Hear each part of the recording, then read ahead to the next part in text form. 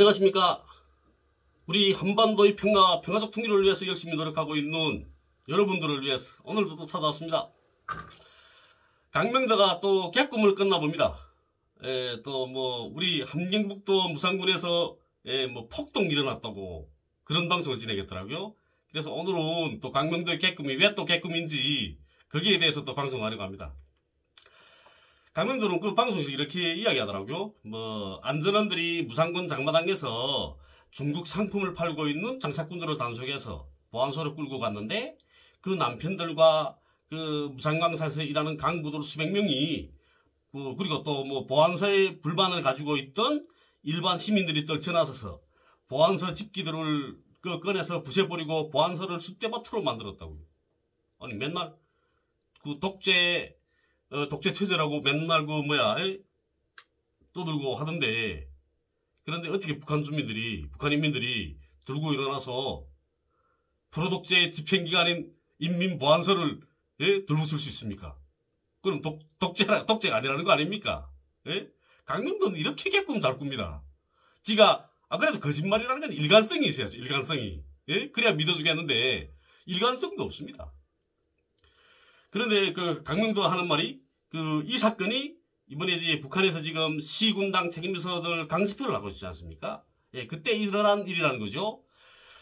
그러면서 북한 매체에 실린 기사를 캡처한 다음과 같은 내용의 기사를 올렸습니다.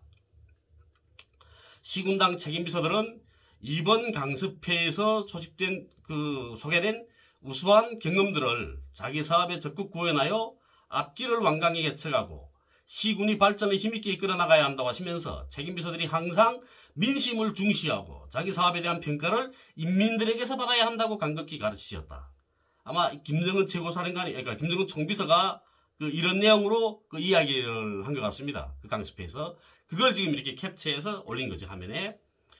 그러면서 강명도는 북한에서는 김일성, 김정일 시대에는 민심이라는 말을 쓰지 않았다. 김정은이 무산에서 일어난 폭동에 대한 보고를 받고 민심을 잘 살피라고 말했다. 이런 겁니다. 이렇게 말하고 있습니다. 북에서 영원한 주석으로 모시는 김일성 주석의 인생관이 뭔지 아십니까? 김일성 주석의 인생관은 이민이천입니다. 이민이천은 인민을 하늘처럼 받든다는 뜻이죠. 그런데도 민심이라는 말을 쓰지 않았답니다.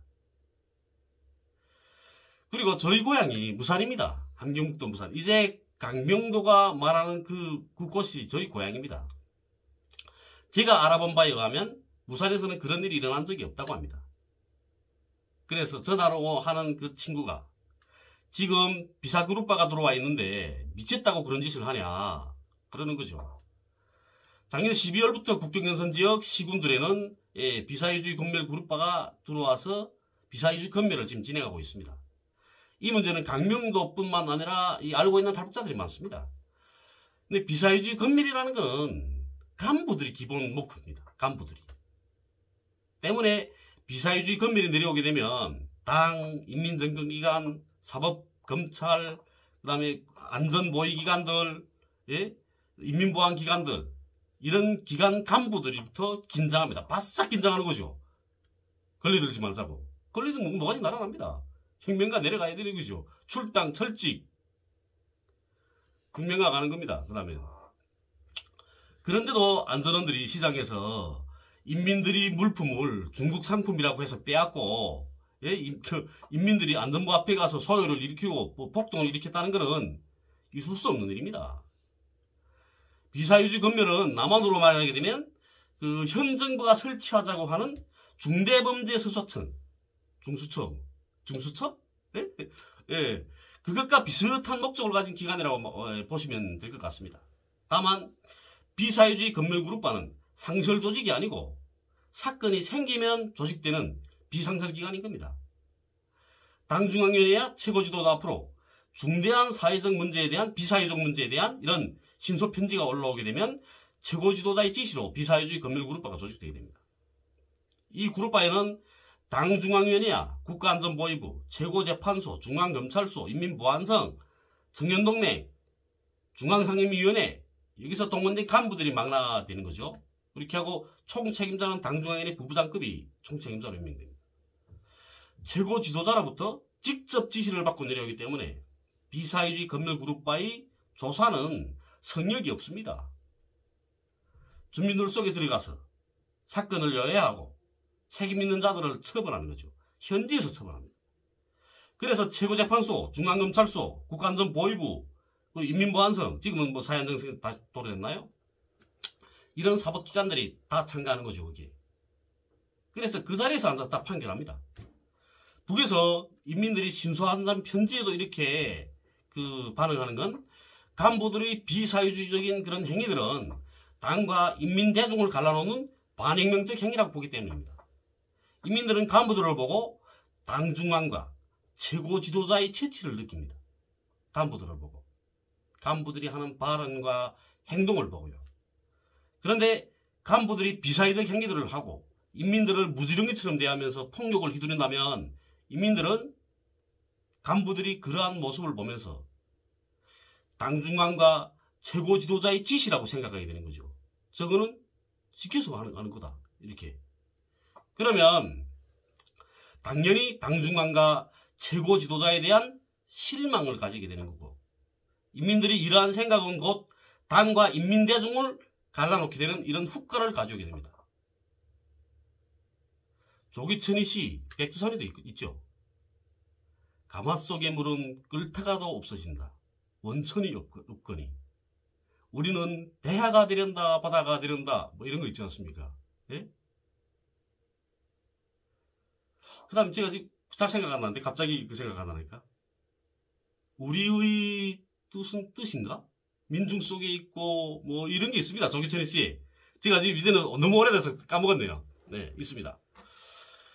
이렇게 민중과 그러니까 인민과 당은 떨어질래야 떨어질 수 없는 혈연적 관계고 이걸 인민들에게 당에 대한 불신임을 심어주는 것은 곧 반혁명적 행위고 당과 인민대중을 분리시키려는 이런 반혁명적 행위다. 이렇게 판단을 하는 거죠. 만약 비사회주의 검열그룹파가 들어와 있는 상황에서도 안전원들이 시장에서 망탕짓을 했다고 한다면 그러한 행위들은 각급 정치 조직들을 통해서 당중앙위원회에 보고됩니다. 그러면 무상군에 내려와 있는 비사회주의 검열그룹파 선거들은 최고 지도자의 명령 지시를 어긴 것으로 해서 엄중한 처벌을 받게 되는 거죠. 그리고 설사 이런 일을 당했다고 한다면 인민들이 이런 일을 당했다고 한다면 비사회주의 검열그룹파를 찾아가면 됩니다.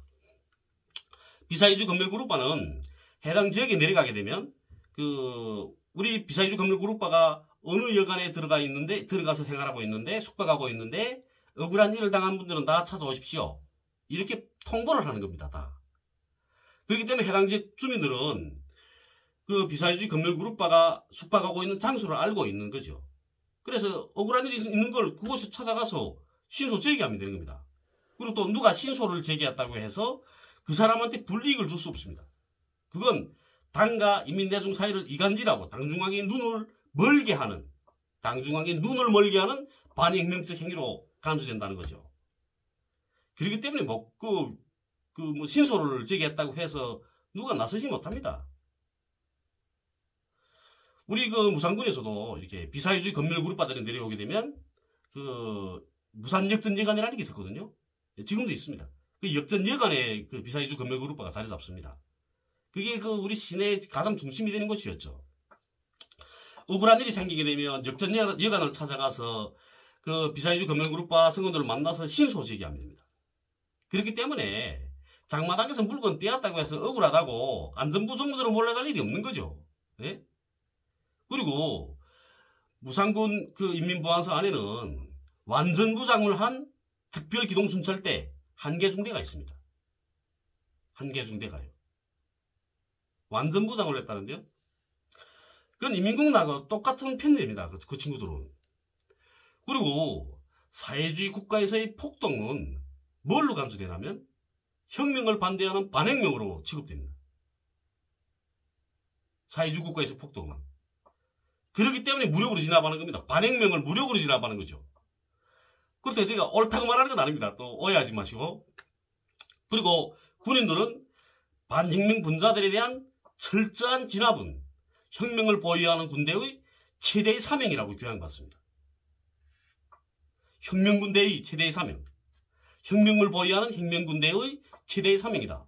반혁명을 철저히 진압하는 건 안전부의 체에 들어가서 집기들을 부수고 무기를 탈취해서 폭동을 일으킨다면 군대가 가만히 있지 않습니다. 그리고 북쪽의 모든 건물들은 사회주의 전치물이라 하거든요. 그렇다면 안전부의 체에 들어가게 되면 사회주의 전치물을 침해하는 반혁명 분자가 되는 겁니다. 북한 남자들 대부분이 군사복무를 한다는 것은 다 알려진 사실이죠. 북한 남자들 대부분이 군사복무를 하면서 이러한 교양을 받습니다. 그렇기 때문에 자신이 반혁명 분자로 몰릴 수 있는 그런 폭동에 누가 가담하겠습니까? 가담하지 않죠. 그리고 무산군 보안사 앞은 도로가 좁거든요. 좁은 도로입니다. 도저히 뭐 한 7m, 폭이 한 7m 그 정도밖에 안 됩니다. 그리고 그 좁은 도로에 수백 명이 모여들 처지도 못 되거든요. 그리고 또 보안사 정문 앞에는 그 중앙은행이 있습니다.